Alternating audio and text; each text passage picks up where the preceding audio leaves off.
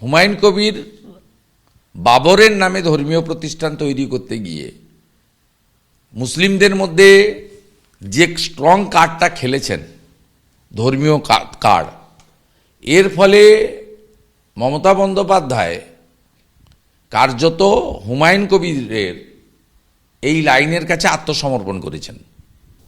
ওই শিলান্যাস থেকে শুরু করে পরপর যা হচ্ছে, পরোক্ষভাবে মমতা ব্যানার্জি সাপোর্ট দিচ্ছেন। কারণ মমতা ব্যানার্জির কাছ থেকে গরিব মুসলিমরা, শিক্ষিত বেকার যুবক মুসলিমরা সরে গেছেন।